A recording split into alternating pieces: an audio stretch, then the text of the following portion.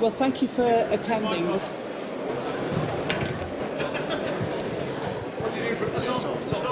It's on.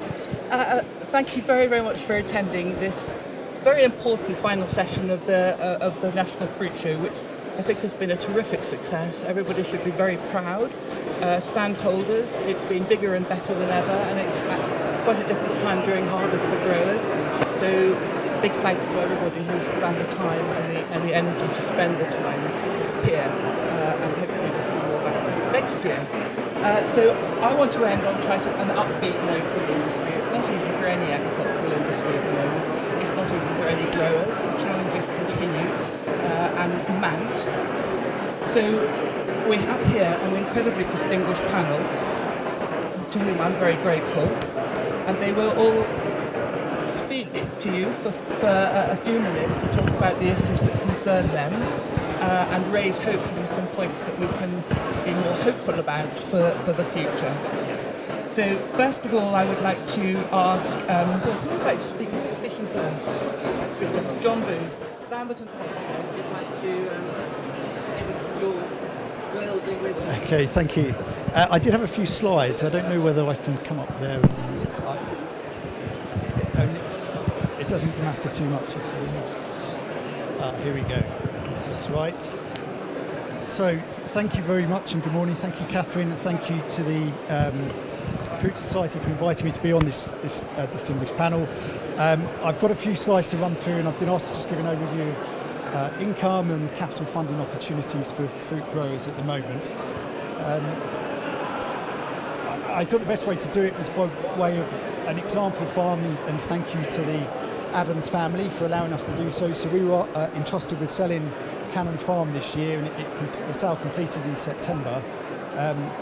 But it helps to draw out some of the points which I wanted to talk through. So it's part of their larger farming enterprise, 36-acre top fruit farm with some fallow land, and then a range of modern constructed farm buildings, but now a little dated.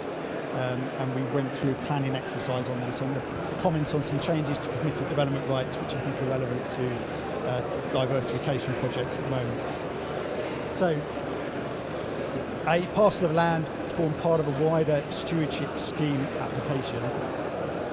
In my experience over the last 4 or 5 years talking to growers about stewardship is that it's very much about taking land out of production and doesn't fit with the commercial sort of, fruit farming operation. And it was no different here. The decision that was being made by the Adams family was, do we replant, do we let it on short-term arrangements to a local arable farmer or livestock farmer, or do we put it into stewardship? And this was in the early stages of agricultural transition. The payment rates were increasing, and so it made sense for them to put it into a wildflower mix. And I think really the stewardship summary is that has been its only useful place for a lot of growers, as if there's land which is not going to be imminently replanted. So the then begs the question, is the sustainable farming incentive better, the replacement for the basic payment scheme? That's what I'm going to come on to. Just before we do, there's one, if you put into the stewardship search option fruit, the only option you get back is the organic conversion for top fruit. Of course, that isn't going to be relevant to many commercial growers, but one client, I'm aware of, this was a chat in a ploughing match tent, so we weren't involved in it, but I think it's interesting. So they used stewardship capital grant funding to stock fence the orchard. They then deployed a local livestock farmer's sheep to keep the orchard tidy, mechanically pruned the orchards, very little sprays, and then the fruit was harvested by a London charity. They organised the pickers, who were corporate people coming out of London, picking the fruit, transporting it up to food banks in London. So for the grower, very few costs involved and receiving stewardship income. But as I say, of course, it's not going to work for many. So the sustainable farming incentive, is that better for growers? I think it's heading in the right direction, but it's still some way to go. So applications are open now, following more information being released in July. There are options, or actions as they're known, for nutrient management, integrated pest management and soil management, which can be run alongside the farming activities that go on, as well as a £20 per hectare management payment. But to say there's a long way to go, and the challenge really is certainly on perhaps smaller farms, is it worth applying at all? I spoke to contacts of the RPA and the Central Association of Agricultural Valuers before today to find out what's to come in the future. It seems all efforts are on the delivery of the current scheme as designed, so there was little more available, but that I could tell you today. There is a precision farming action to come, which I hope will be helpful and relevant to fruit growers. Capital grants as well. So I think it's certainly worth looking at now. You can stage your application so it can start at a smaller scale and build up over the years. So worth exploring. Capital grants are available through DEFRA's Farming Investment Fund.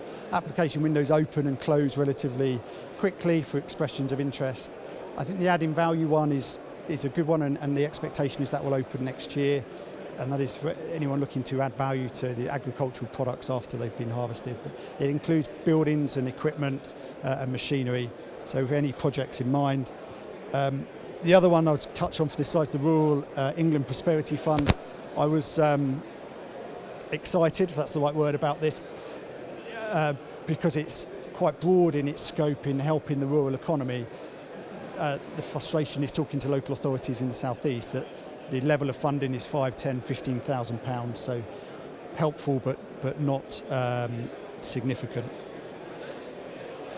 There are other avenues for capital grants. Thames Water is the example I put up there, but county councils, local authorities, and so it's trying to keep on top of what is available. So back to Cannon Farm. Before the farm was sold, we, as you'd expect, explored planning opportunities to add value. And in the case of Cannon Farm, we used the Class Q permitted development, which is agricultural to residential. There's a consultation ongoing, open in July, finished in September, and that is going to, we expect these changes to become policy. For Class Q, it's increasing the area, the floor area that is permissible without having to go to full application. The two other key changes, there's now, or will be available if becomes policy, in areas of outstanding natural beauty and national parks, and also the strict rules around it applying to agricultural buildings is broadened to rural buildings. Converting agricultural buildings to residential is costly. For diversification, Class R is very useful. Agricultural to mixed commercial, light industrial storage. We see strong rental demand, certainly in the southeast, for those types of uses. And finally, on the agricultural buildings, if you've got plans to put up agricultural buildings, then the area that is eligible is increasing, or should be increasing. So I nearly finished. The final slide on the land at Cannon Farm. What else? What other opportunities are there around diversification? Well, there's a list of items on the slide which would each be a subject to talk about for many minutes, if not hours. And colleagues on this panel will be better placed to talk about many of them that we can talk through further as part of this discussion. So that is it from me. I will pass back to Catherine.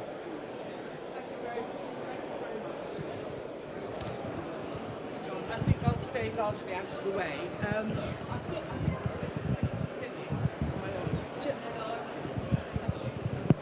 Yes, I think you're right. Can you hear me all right?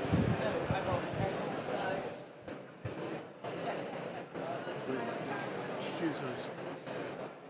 Use these? Yeah.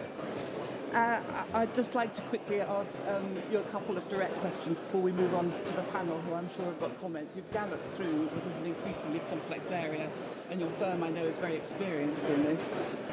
Is there any particular scheme you are directing fruit growers to coming up? And also, do you see the schemes running out of money as quickly as they have done in the past?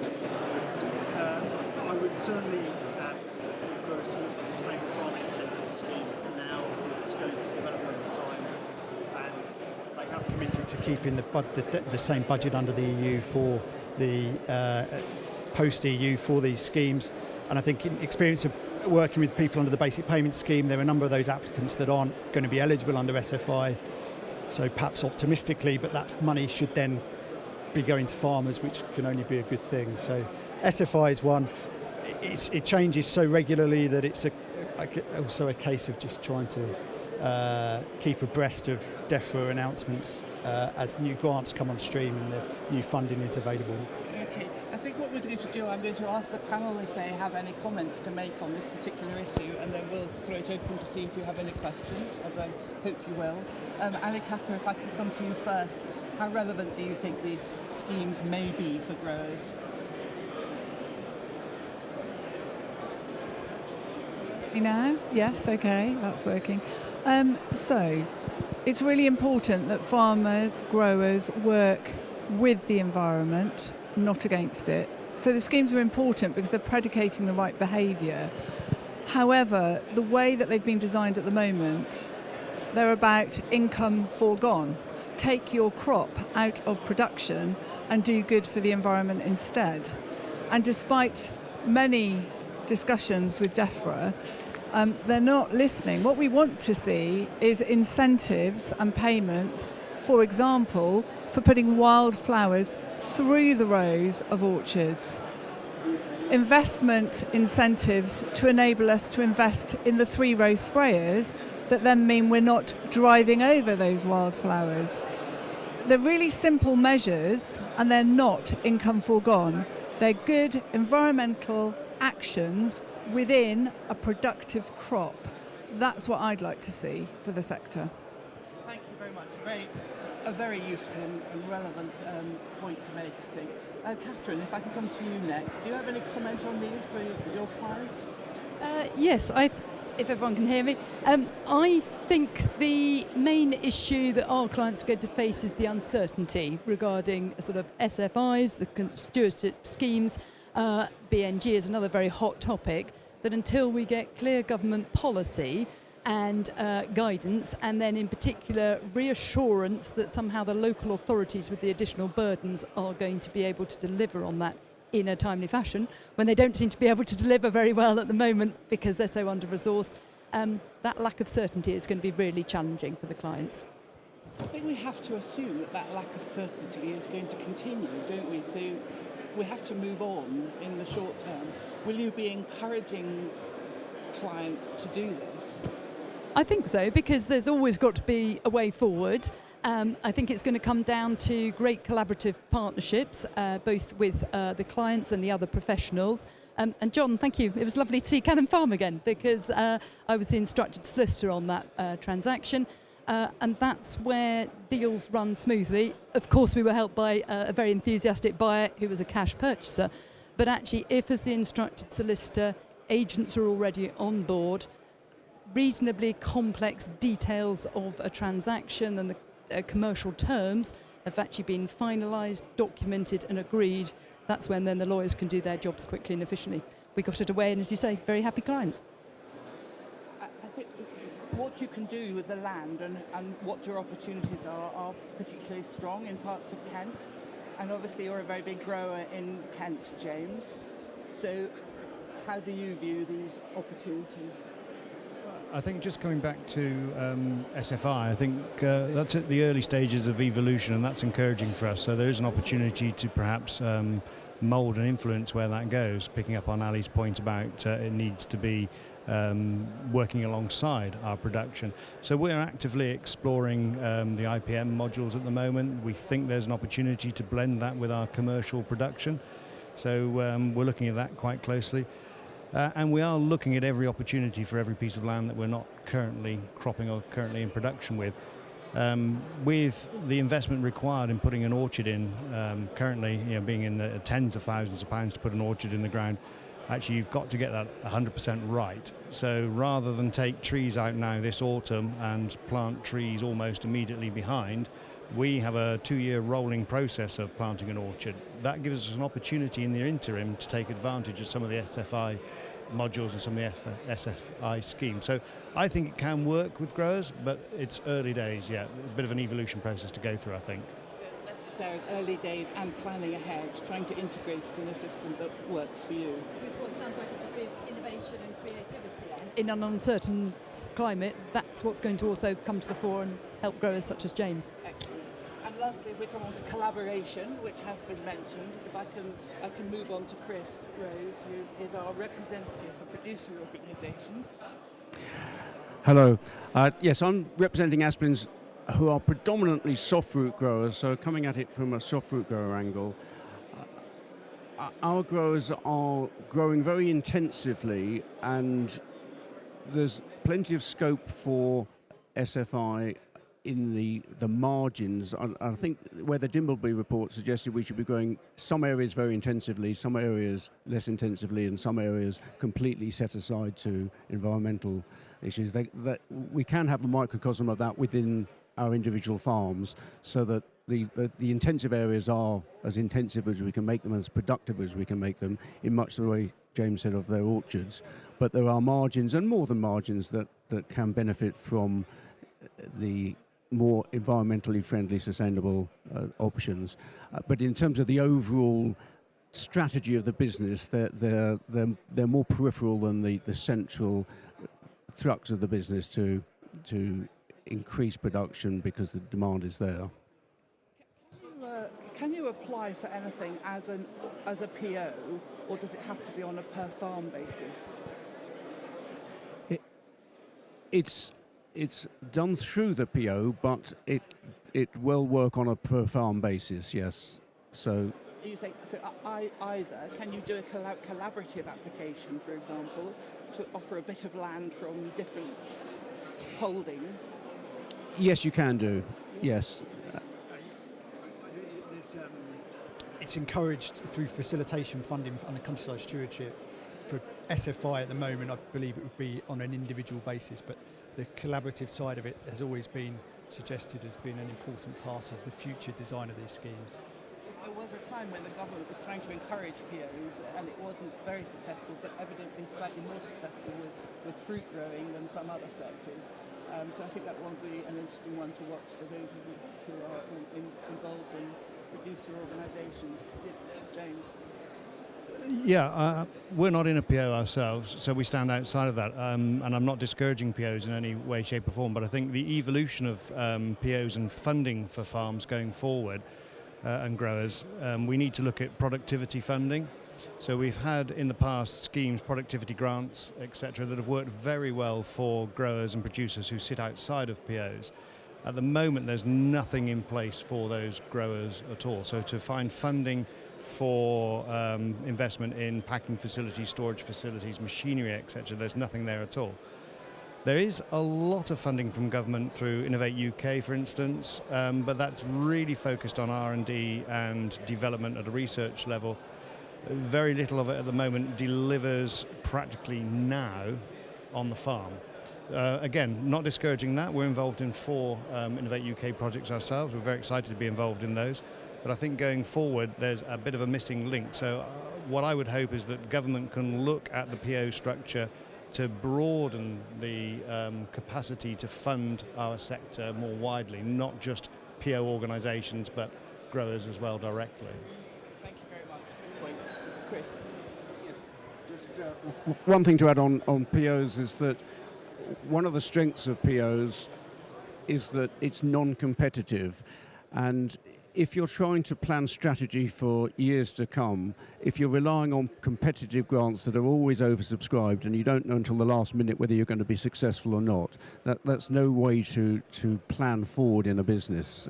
So the POs avoid that by having a program, a 3 or 5 year program. So although there may be changes year on year to the program, it's there mapped out, and you have a degree of certainty that the money will be flowing as long as you jump through all the hoops and comply. All right, thank you. Good.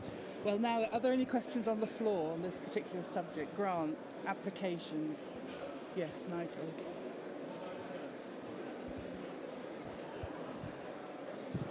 Hello.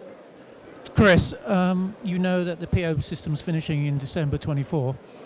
What is your think? How do you think it's going to progress after that? Okay, just correct you on one point, it's December 25.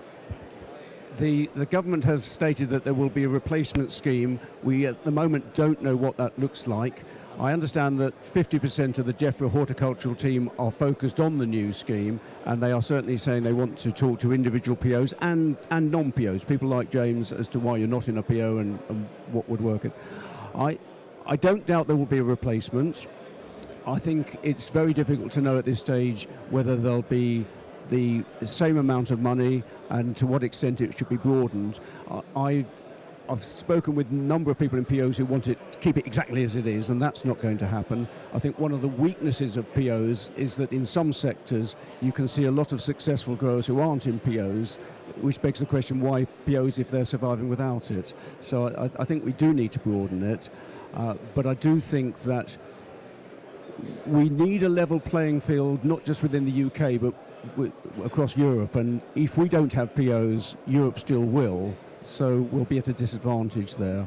And also the need to be producing more fruit and veg to improve diets, etc., is stronger than ever. And the reliance upon imports. Tony Blair famously said in 1997, we don't need to grow food, we can import it all. I don't think he or anyone would be saying that now. There's so much volatility. So, yes, there will be a scheme, but we're still waiting to see what it's going to be like. Ali would like to have a word. Yeah, I think, can you hear me? Yeah. I think there's a couple of really important points about the producer organisation regime that hasn't quite been articulated. And the number one is that when growers come together and collaborate in a PO scheme, they are allowed to market and sell together. Ergo, they are allowed to talk about price. Ergo, competition law does not apply to that group of growers working together. With the current market conditions, I don't think competition law is working for farmers and growers. I think it's working really well for the consumer. Our food is some of the cheapest in the world. So I think we just need to make sure that in the design of a new scheme, that very big advantage around the exclusion from competition law is not lost.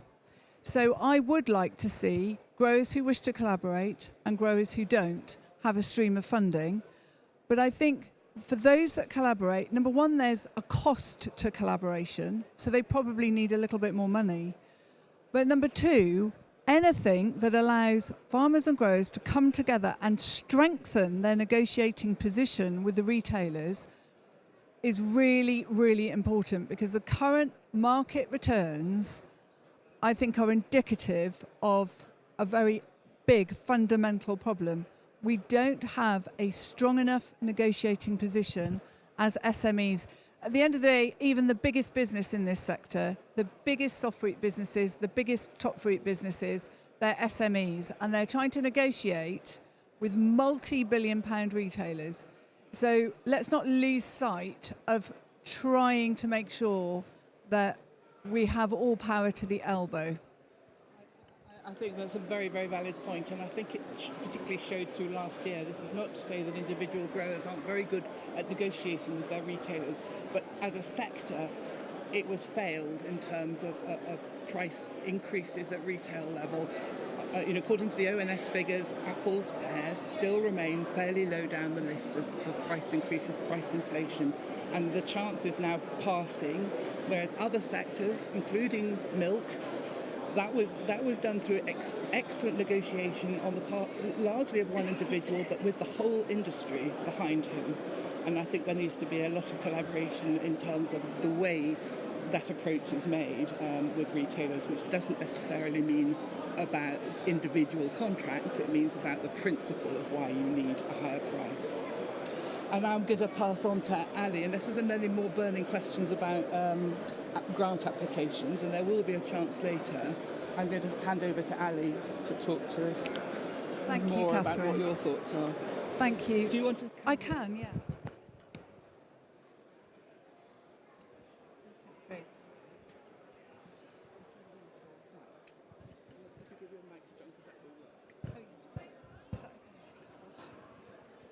Hi everyone. Can you all hear me? Yes. Okay. Good. So just building a little bit more on that last point, because I think we'll start there. So I want to just try and talk about the challenges, and they are unrelenting. And then I'm going to talk a little bit about the opportunities, because there is some positive stuff despite all the challenges. So is the market broken? Yes, I would argue it probably is. Actually, the ONS data for Apple shows that in the last 12 to 18 months, apples are now costing the consumer 17% more, 17% more. Growers, farmers and growers, inflation in the cost of production is at 23%. The increase in the returns back to growers from the market is 0.8%. Actually, that is a very fast route to going bust. If you've got to take on 23% more cost and you're getting a static return from the market, you're not going to last long. So what's driving that? What are the two factors that are driving that cost of production increase? And I want to be very clear for the journalists in the room, there's no such thing as deflation. I mean, I don't actually know where the word deflation figures at the moment. We're still seeing inflation in our general economic trends. There is still inflation in food, and for our sector, the number one area where there is inflation is in our worker employment cost. Minette used some figures yesterday for those of you who weren't here. In March 2022, the national living wage was at £8.91. April 2024, it is forecast that it will be at £11.20. So in 2 years and 1 month, our worker cost will have gone up at a base level by, it's actually 25.7%, which in my book is 26%. That's extraordinary. Now, why does that matter so much? In Apple, 40%, 40% of all cost in the business is worker cost, it's labour cost. In a berry business, in strawberry, it's 50%. In raspberry, 60 to 70%. So if you've got inflation of 26% in 40% of your turnover, you do not have deflation, you have very significant volatile inflation. And there's nothing that growers can do to mitigate that, because it's the law. We have to deliver that inflation in wages. The other one is energy, and in Apple that is a serious issue still, because whilst the energy prices have come back from where they were last year, they haven't come back to where they were in 2019 or 20, they are still 100 to 200%, depending on your contract piece, above where you were 2 or 3 years ago. So those numbers are really stark. So the market really needs to respond. Does that mean the shopper needs to pay more? Well, I've already said the shopper is paying more. So what needs to change? We need a fair return from retailers. This is about fairness, because the margin is being made, it's just not coming back down to the farm gate. So that's the first major challenge. British Apples and Pears are also calling for a full independent review of the audit burden, and I'm really pleased that one of the outcomes of the red tractor debacle that's been going on for the last sort of 3 or 4 weeks is that we are going to get exactly that. And I'm making a very clear plea that what we need is a full understanding of the cost burden. Because actually all of these audits, and there are so many, there's a brilliant article on the British Apple and Pear website for anybody who wants to look at what all the audits are and how many people we need to employ and what the sort of cost burden is. It's out of control. Why? In a nutshell, because the retailers all want to differentiate from each other and do something different. And we've now got exactly the same thing happening when it comes to Scope 3 emissions. So this is, we, farmers and growers, are the Scope 3 emissions of a retailer. And of course, again, they're all asking for something slightly different. They all want different data. They're all trying to measure different things. There's no sort of alignment around a single understanding, single data points. So again, the farmers and growers that I'm representing are having to put in teams of people to produce data that is often quite meaningless in order to respond to these retailer requirements. That is a cost. So between the audit burden and the carbon reporting burden, actually within the last 5 to 7 years, a huge amount of cost has also been added into businesses. So we need to see that change. The final thing that we're considering doing as British Apples and Pears at the moment is an independent review of the retailer specifications for apple and pear.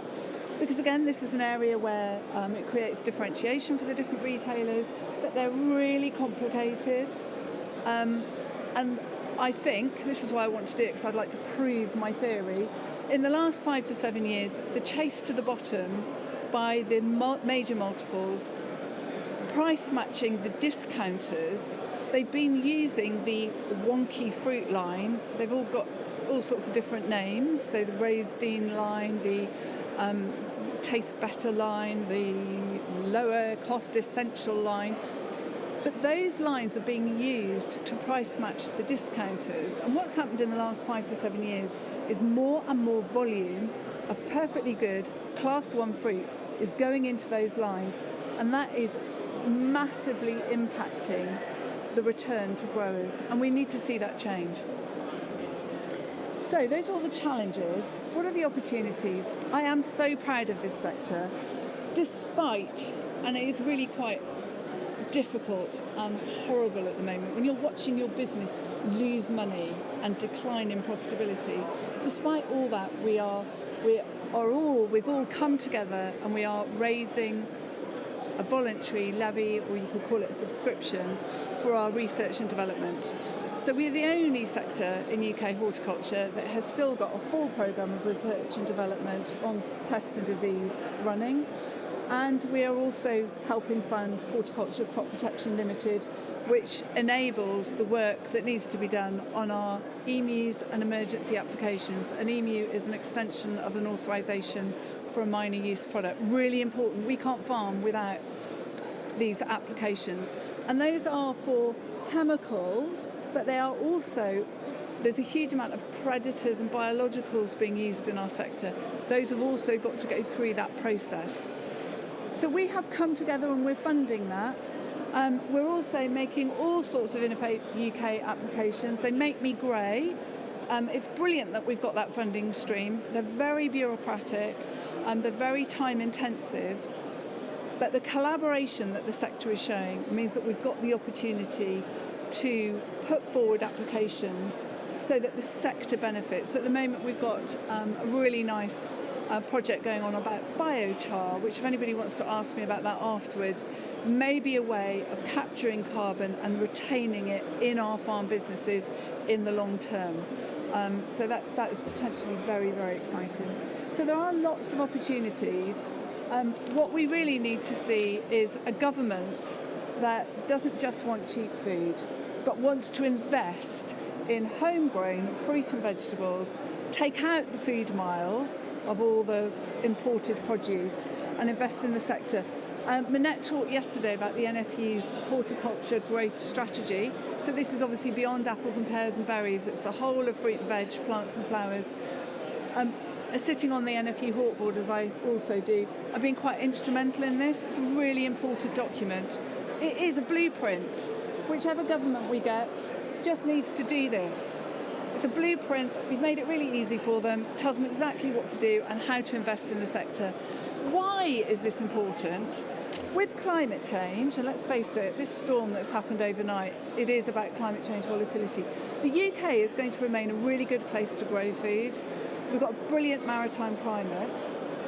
So why wouldn't we want to grow more here, as we see other parts of the world are going to struggle with either water availability or temperature? I think we've got a moral responsibility to grow more food here, not just for our 70 million consumers, but actually to export to other parts of the world. So that's the opportunity if we choose to take it. Thank you very much.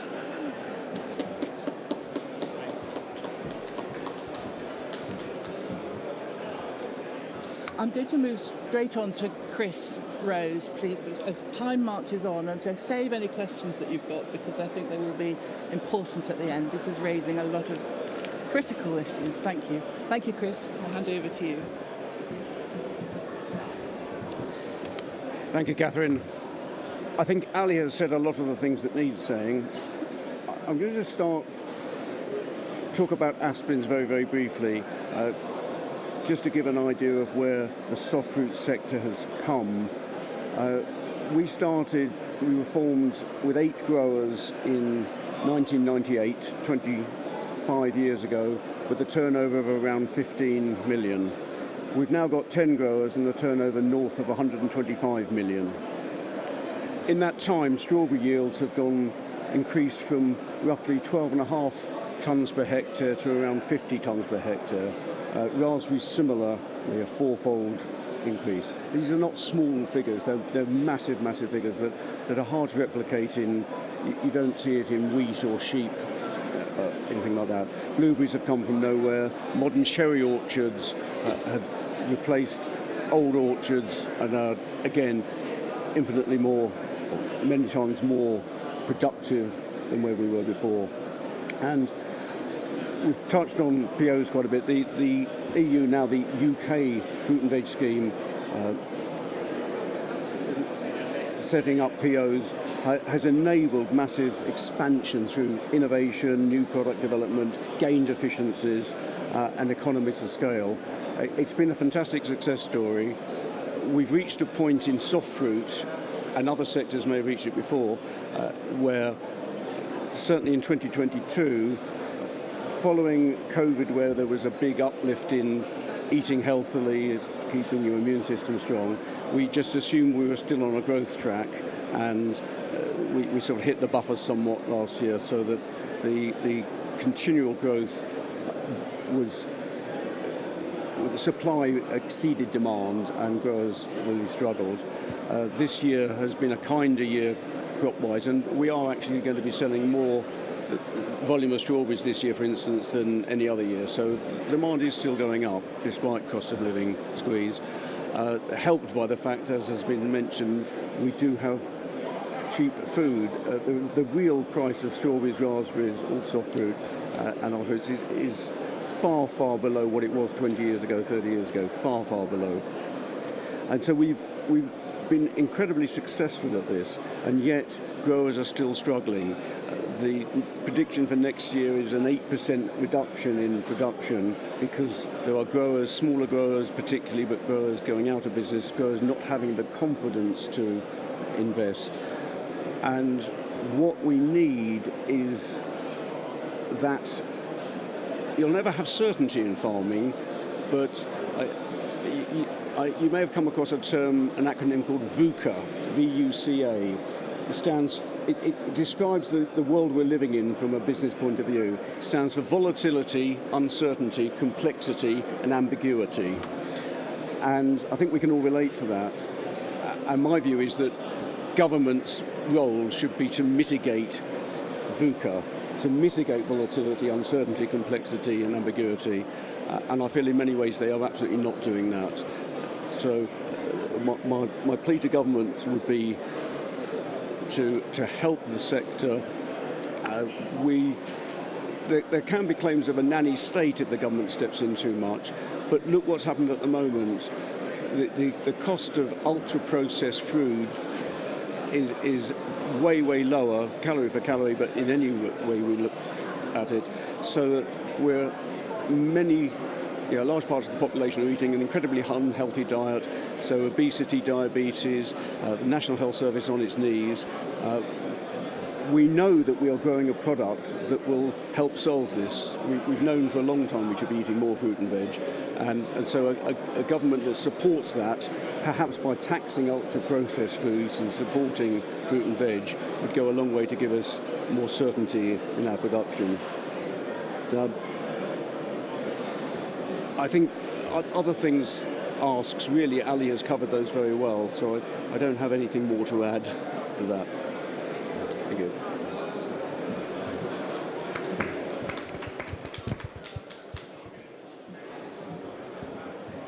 Thank you very much indeed. And again, I'm going to ask you to hold your thoughts, because we'll pull more together after we've listened to James's initial reaction to these challenges and also opportunities. And I hope you'll touch a little on the export opportunities as well. Yes, I'll just pick up on a few what I might call anecdotes about where our business is and I think where the UK top fruit sector is at the moment and the challenges we face. There is innovation funding there. It's positive, it's very good, but I think the realities of the economics really need to hit home with some people. So just to give you a couple of examples, I was asked yesterday at the show by a grower what clone of Gala I would plant going forward. And I said, well, I just wouldn't plant Gala. And they said, why? I said, well, I just cannot make Gala make money. And just to put that in perspective, we looked at one of the orchards we planted in 2003, 20 years ago, and compared it with the cost of planting a Gala orchard now. Now, in 2003, over the lifetime of that orchard, the orchard would have made a profit of, let's say, £50,000 over the lifetime, 10, 15 years. If we planted the same orchard now, over the same lifetime going forward, that orchard would make a loss of 100,000. So that for me, I can't afford to do that. I won't do that. So we've got to look at varieties or returns that work. So we have discussions with retailers all the time about price, and putting that reality to a retailer. Last year, I said to the retailer, look, if we can't get more for our Gala, then I'll just have to start taking Gala orchards out. And he said, look, I don't need negotiation like that, James. I don't need a threat. I said, no, it's not a threat. To put it in your terms, do you delist product lines? I said, yes, we delist product lines. I said, why do you delist product lines? Well, usually because they don't make any money. So just think of us taking a Gala orchard out as being delisted, because that's what it is. We're delisting Gala, and that will increasingly happen. So that's one thing. And just picking up on Ali's point about increasing specifications and audit burden, to put that in perspective for us, wonky lines, brilliant when they first came out, seemed like a fantastic idea. We could use more of the crop that we'd harvested and we'd get a reasonable return for it. The economics of growing that product and packing that product have eroded any value at all. So we looked for alternatives for that class 2 fruit, and we work quite closely with a box scheme that delivers wonky fruit to customers. Unfortunately, their customers are quite discerning, probably North London, middle class. I don't know. I really don't know who their customers are. I'm making an assumption there. Slap me down if it's wrong. But what we have found recently is that we are getting rejections for the product we're shipping in to that wonky box scheme because of standards of the fruit we're supplying. So we compared the standard, the specification from the box scheme with a major UK retailer with the EU UK Class 1 specification, and the box scheme specification was the highest. So we've just literally walked away from the box scheme. They are amazed. They thought they were doing us a service. We've just walked away from it. It just doesn't work. We've also walked away from supplying a retailer because of the audit burden. So we do the BRC audit. British Retail Consortium, there's a clue in the title, all the retailers are part of the British Retail Consortium. So we have a 3-day audit of our facility, our processes, our practices, our paperwork, our recording, everything. You'd think that's good enough for all the retailers. It's their scheme, it isn't good enough. Most of the retailers we work with have an independent, unannounced audit to do exactly what BRC does. We can cope with that. But we also have on top of that 3 existing audit schemes for our ethical employment, how we work with people, how we employ people. And we had a retailer come to us recently offering us great business, but they needed to do an independent ethical audit on our business. They were really quite surprised when we said, well, in that case, we're not really interested in supplying you. We do 3 ethical audits now. Do we need to do a 3rd one? Which literally was a complete copy of the 3 we're already doing. So I think to a certain extent we've got to be a little bit stronger, and that comes through collaboration, that comes through working together. But picking up on Catherine's point about export, we look at that as an investment. It's not the premium market we're working towards. We're probably the UK's largest exporter of apples. You need to know what you're exporting, and you need to do it consistently and reliably. So we export quite a lot of Gala into the Middle East. Probably doesn't make as much money as it would if we could sell it to a UK multiple retailer. But what it does, it takes product off the wholesale market that would otherwise go at a far lower value. So we do look at it as a long-term investment. But for that retailer in the Middle East, and they're a huge retailer in the Middle East, what we do in the UK, the BRC standard and our crop assurance scheme is enough. They don't ask anything else. Supplying that retailer is very, very much more simple than supplying a UK retailer. We have the highest standards and highest audit burden to supply UK retailers. It's a challenge. Most of us can rise to it, but it's not going to be easy. How many growers are there in 5-10 years' time? I don't know. I wouldn't like to put a number on it. Thank you.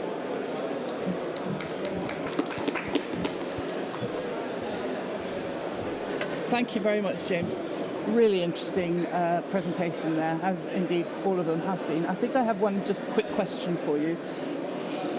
You obviously work with somebody who moves your product into wherever you're selling it to. That, I think, is probably essential. How available are those opportunities to other growers to buy into exports? And maybe Ali has a thought about this as well. Buy into export potential, I should say. Can you hear me? Yes. So there are opportunities, and there are opportunities in different markets. And actually, British Apples and Pears, we've pulled together now the businesses within the sector that are really interested in exploring these opportunities. We're working with DEFRA and the Department of Trade and the new agricultural envoys that we've got in countries across the world. And we, as a team, the British Apple and Pear Export Group, has prioritised the markets that we're interested in going to. The hardest thing is the bureaucracy, because whilst there are markets with little or no trade barriers, actually there are barriers. It's all about paperwork and bureaucracy that you've got to overcome. So we are doing quite a lot of work now, because one way of holding UK retailers' feet to the fire on price is to have another market. And that's exactly what happened in dairy last year. There was another market, and that's why they got their price rise. I don't know whether James wants to add anything. Yeah, we're part of that group, and it's extremely encouraging, the engagement we're now getting with government and government department, particularly overseas. The market we supply into is absolutely not the highest value market. It's a market that works for us, and it's simple and relatively easy to do. We work with the UK-based buying arm of a significant Middle Eastern retailer. But I think there are better markets out there. We just need a little bit of support from government, and I think we're now seeing that. So finally, I'd like to invite Catherine Lloyd up to tell us what you actually can and can't do in more legal terms. Thank you, Catherine. Well, I think today's buzzwords have been about change and uncertainty. And I think I'm going to thank Chris for adding VUCA to my vocabulary, although that gives us more to think about. But where there's change and uncertainty, then there must be opportunity. And diversification for farmers is going to become a big issue. So I will briefly touch upon what your alternative crops might be in the form of potentially selling land for residential development, either under option or promotion agreements, and also briefly touch upon solar farms. There's the opportunity here because, of course, we've got a chronic shortage of houses in the southeast, whether our homes are affordable or not. So selling some land for residential development is a very realistic prospect and opportunity for many landowners. You might have to be thinking, is a crop of bricks more commercially viable than your apples or pears, if not as tasty, James? And if you are thinking of selling, particularly I would stress if you are approached by a developer out of the blue, then you must always take professional advice from both your land agents and a good solicitor. And rather than possibly doing an outright sale in the current market, we're seeing more and more promotion agreements and option agreements that might be the best opportunity for the landowner to get a good deal. These are, however, complex legal documents, and you may think as a landowner that you and the developer have the same commercial objectives, obviously to secure planning permission, develop it and get the site sold. there are, of course, many different routes to getting that end goal. So your requirements may not be completely aligned, and even if, or particularly if the developer is telling you he's your new best friend. And I think your starting point has to be, are you really committed to selling, whether that's with or without planning permission being obtained? There are many legal alternatives, perhaps offering the developer a preemption right or a right of first refusal, so the developer cannot force you to sell your land. You have to give consideration to the longer-term gain that farmers, the longer-term sort of aims that farmers are in. Do you want to tie up your land for potentially 2 years, 5 years, 2 tranches of 5 years if the developer doesn't get planning permission in the first 5-year window? How much input, if indeed any, do you want to have in relation to the planning application, or do you want to give your developer a free hand in that respect? Again, we've talked about the longer term and what is the wider picture. Have you got any retained land that will adjoin the new development? And if so, are there any rights or easements that are required for the development, or vice versa? Do you want to protect your retained land in terms of its market value, its development potential, or even just general amenity? And if we think briefly about option agreements, is the developer going to pay you an option fee for actually just you granting them the option? If so, how much? Will it form part of the purchase price if the developer exercises the option? And let's be realistic here on the subject of money, which is part of the aim of the game. You know, is the purchase price going to be a fixed amount? If not, how's it going to be calculated? Is there going to be an agreed minimum price per net developable acre, or even just generally? And that's all before we get to the question of what exactly is market value. That's where I'll come across to John and friends at Lambert and Foster.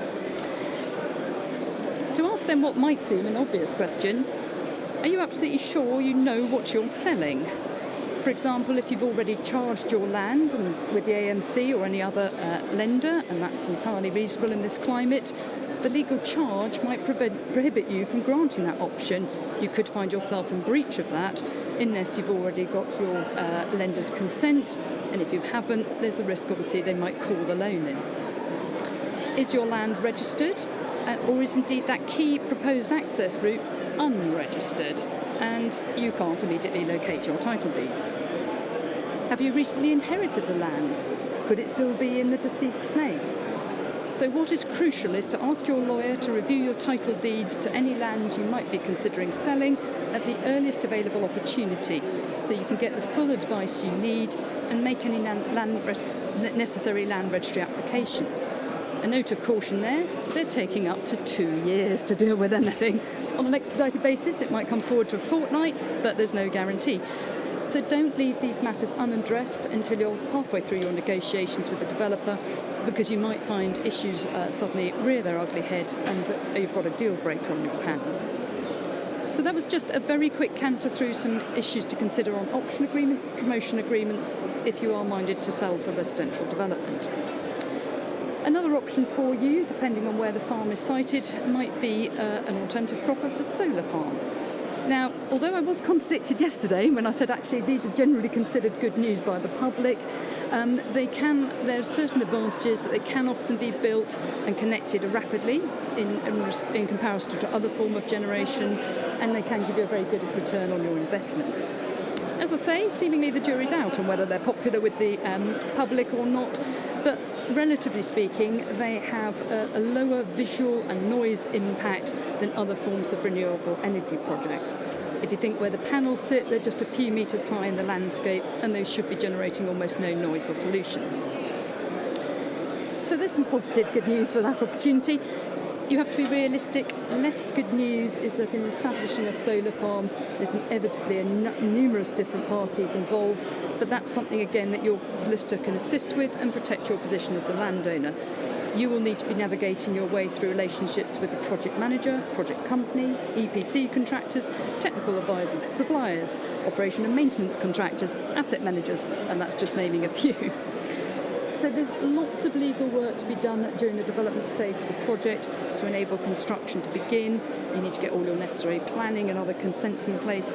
So again, it's a good idea to instruct your solicitor as soon as possible.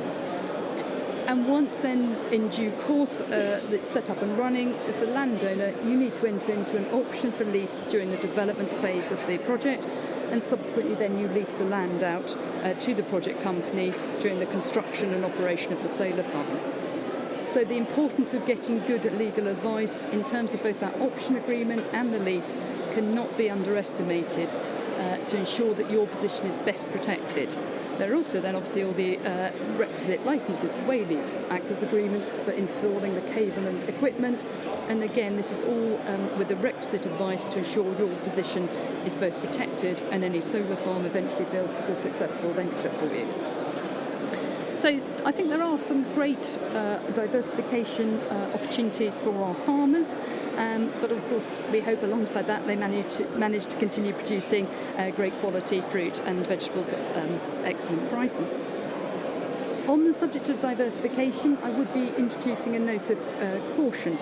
There are a whole range of options available to our farmers, which I haven't really touched upon.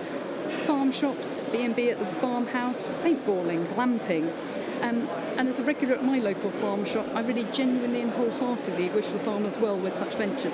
It's great working from home. I can go and get a local coffee from just up the road, even in the middle of nowhere. But there is a note of caution here, and that is in respect of if you either are or have any tenants under the Agricultural Holdings Act tenancies 1986, there are potential risks of diversification that there may be a jeopardising the tenant status under the AHA 1986. Because it comes down to the issue of whether your diversification on the farm has materially altered the substance of the tenancy and opened the door to the claim by the landowning landlord that the agricultural activity has been abandoned. And of course that has a very significant outcome because the test then is binary. Either the whole of the land is entitled to the protection of the AHA 1986 or it's not. And obviously then as a tenant, if you find you're not in your favour, that's game over. Now, unhelpfully, there is fairly limited case law on this matter, in essence, to determine when is a farm not a farm, because generally the cases don't get to the court. And although that's one such example here, I rather like this more perhaps comedic line to finish on. There was an AHA tenant of a 78-acre holding who was actually using that for sheep.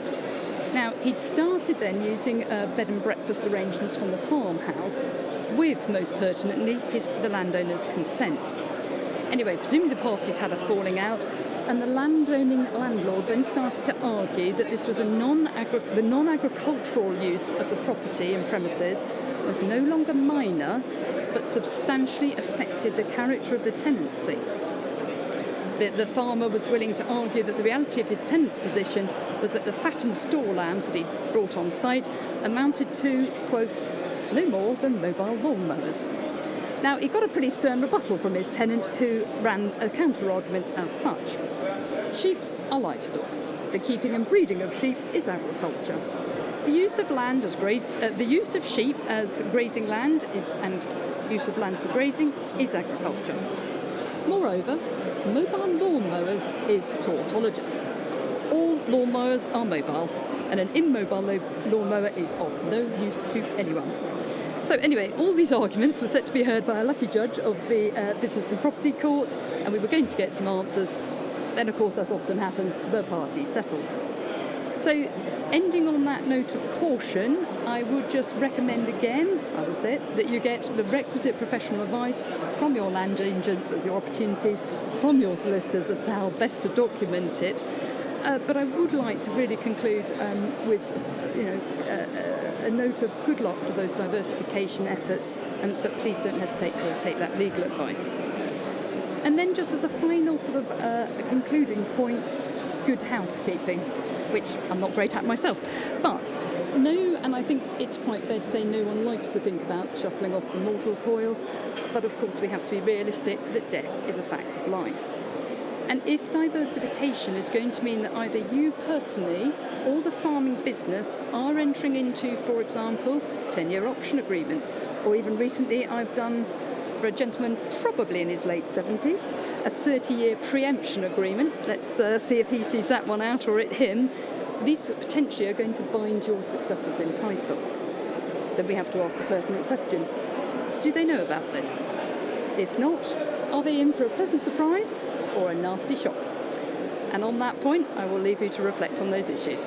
Thank you for listening. Catherine, thank you very much. Opportunities, death, shock. Not a way we want to end the session. Can I finally ask any final questions? We've butted up against the end of our time, but I'm sure that there will be one or two other questions. You have a stellar lineup of speakers here. Yes. Hi, I was... You can hear me. I'm getting feedback in my own head. I was very interested in that acronym that Chris brought up. It reminded me of a disease I had of my foot as a child, also a sort of Eastern European expletive. I wonder if it could be slightly rearranged and another word added. So if you add the word mismanagement, you could spell it vacuum, which I think is the position that we're in. Thank you.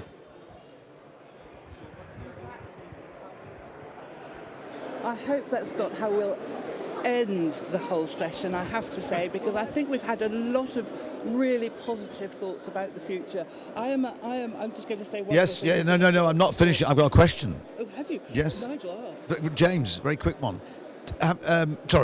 Having said you've got 2 audits that you can have, they said we want another one. Is that the end of it, or have they come back and nibbled away, and do you think they will come back? Obviously, the contract that was up, and they weren't prepared to accept the 2 audits you already had, or 3 even. I think the challenge is that no retailer is prepared to accept just the one standard audit. We have, I think, close to 13 different audits throughout the year, and that's increased significantly in recent years, where bits have been added on, or individual retailers or individual customers, not just multiple retailers, but individual customers have decided that something isn't quite right with the standard that's in place, so they would like to add something to it. So the audit burden has increased significantly in recent years, I would say. Yeah, well, more fools them. There you go. So, sorry. Thanks, Catherine. Thank you. And I will hand over to you to finish off. I work as an international journalist. I'm looking at agriculture and supply chains and markets and supply and demand all over the world. I have always supported British agriculture. As every panel has pointed out, the opportunities in England and Scotland and Wales and Northern Ireland are immense, and it is time to grasp the mettle, and there are lots of ways, and you have lots of support in which to do it. Listening to our panel today, every single one has come up with pointers for the future which should provide you with optimism. I know that you have the most fantastic, well-invested, highly innovative, fantastic quality products that you produce. I don't need to encourage you to do more. I just think I would like to encourage you to have more faith in what you can do, and to look ahead and to take the advice of those who are doing it well, to help those who are not doing it so well, and to optimise what is actually some of the greatest opportunities here, and some more interest from the public that you've probably had before, which is demonstrated, as you yourselves are providing the opportunity through the education programme here. The interest from the teaching profession is huge, and this is great. This could well be a plan for the whole country, a blueprint for the whole country. So I personally am very optimistic, and I look forward to supporting the industry, and there are many others like Nigel who works much more on a consumer-facing front, who is finding greater interest and is finding a voice to be able to showcase what you are doing. So thank you very much, and thank you to our speakers, Ali Kaplan, Chris Rose, Catherine Lloyd, James Simpson and John. Thank you from Lambert and Foster. Thank you very much indeed. Worldly wise words, and something I hope you can take away and boost the confidence of your industry. Absolutely. Thank you so much indeed. Catherine, brilliant, absolutely. And if only our politicians are as good as some of our panellists. That's what we want. We all know good politicians. We just want to know more of them who really do care as much as our panellists do. And Catherine, thank you so very much for putting this all together.